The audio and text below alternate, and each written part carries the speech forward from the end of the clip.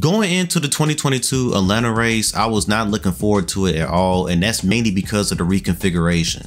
The repave, I understand, needed to happen. The track surface was coming up during the last year's summer race, so the track was due for a repave. I get it. The reconfiguration is the problem, because NASCAR's intentions is to get pack racing at Atlanta. They want a mini Daytona and Talladega at this mile-and-a-half track, and they accomplished that goal. NASCAR and SMI got what they wanted. Even after them deciding to go with the Daytona and Talladega type of package and raising the banking to 28 degrees, I still didn't think that we was going to see pack racing at Atlanta, but we did. We saw a mini Daytona and Talladega at Atlanta, and so I was wrong. What did I think of this race? The first 80 to 90 laps was okay, and then it eventually turned into a wreck fest. It turned into your typical super speedway type of race, and my stance on super speedway racing has changed. I mean, I used to love super speedway racing back in the 2000s and early 2010s, but within the past 5 to 6 years, I've not cared for super speedway racing that much because, number one, handling doesn't come into play like how I used to, and number two, these races just become wreck fest. We see multiple big wrecks every time we go to Daytona and Talladega. I get that super speedways have always had big wrecks, even dating back to the 2000s, but you'll usually see one big wreck. Now we see like 3 or 4 big wrecks throughout the race. It makes, you know, the race look like a joke. So I haven't really cared for super speedway racing that much. So yeah, this race, I didn't really care for it that much. I wish NASCAR would have given the 670 horsepower package a chance to see what happens.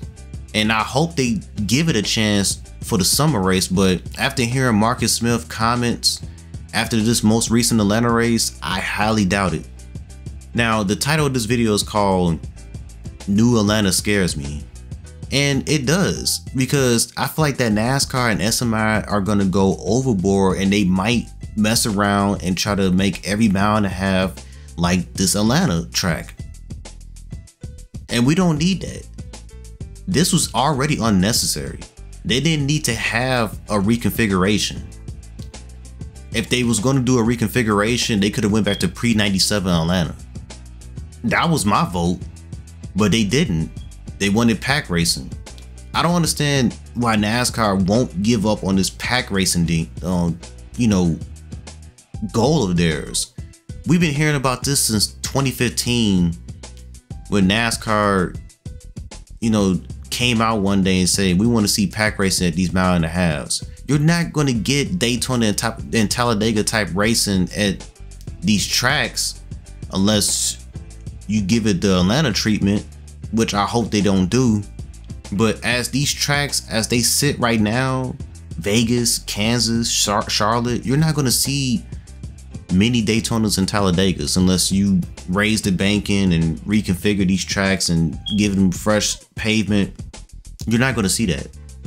NASCAR needs to eventually give up on this. Another problem I have is that NASCAR claims to be in a cost-saving mode, and yet they made one of their tracks a super speedway, and super speedways usually lends itself to a lot of cars getting wrecked, which is costly, especially for these little teams. And we've been hearing about shortage of parts to start the season off. That's not helping your case. Out of the first 10 races of the season, 3 of them are super speedways. So yeah, that's pretty expensive. We already seen Daytona, the 500 was a wreck fest. This Atlanta race was a wreck fest. Yeah, I'm pretty sure Talladega is gonna be a wreck fest.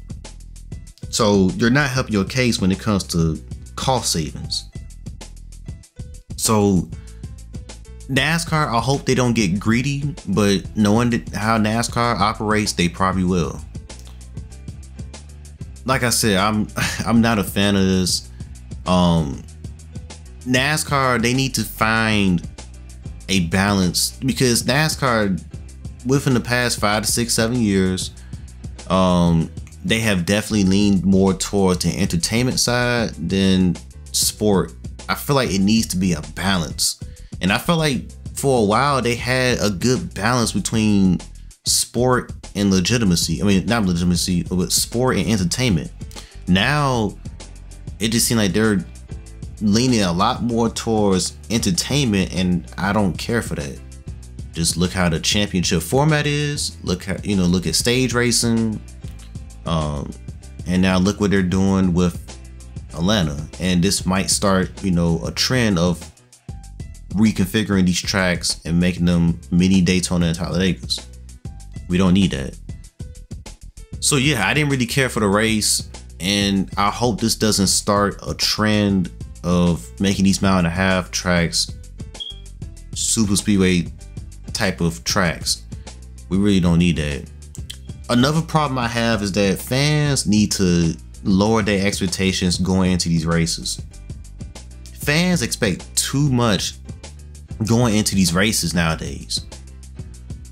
That's the reason why they reconfigured Atlanta. I mean, yeah, the track needed to be repaved, but they wanted to do something different.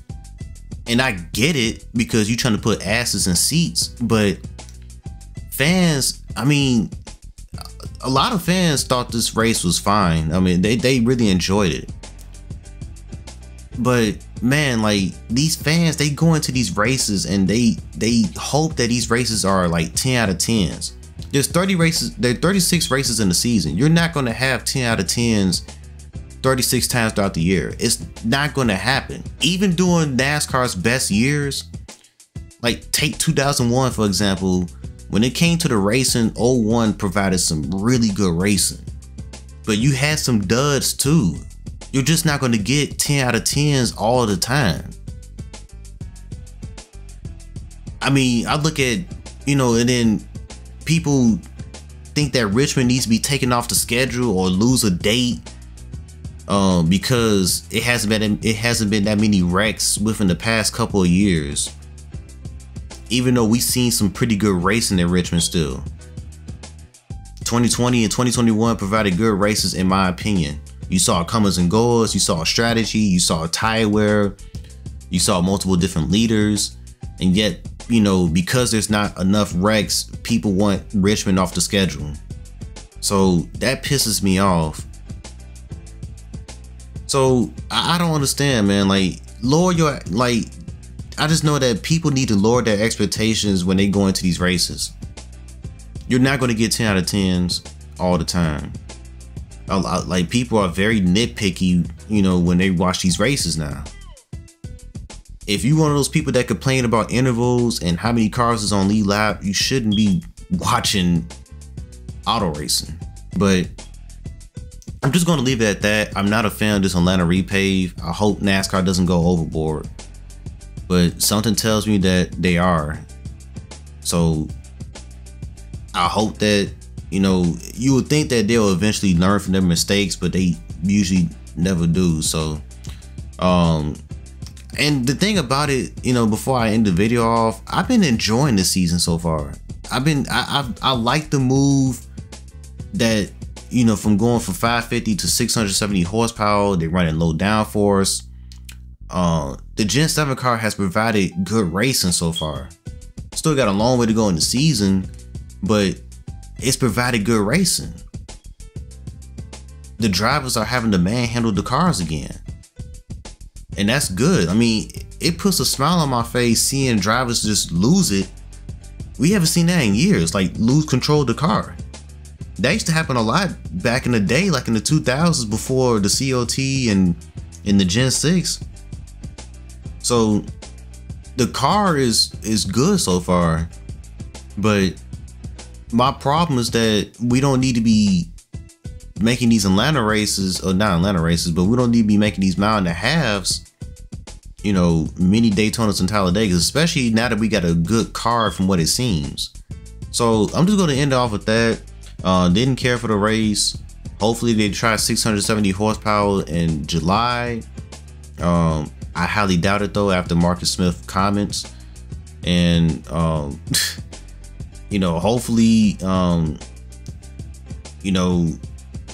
NASCAR doesn't go overboard. And And another thing is that I don't think we're going to see the same race in July anyway. The track is going to be hotter. You might see green flag pit stops this time around. We didn't see that in this past race. So you might see a totally different Atlanta race in July than you saw this past weekend. So, but yeah, that's my thoughts. So what are y'all thoughts on this Atlanta race? Let me know in the comments. I'm going to go ahead and roll up out of here. Y'all have a good one. Peace.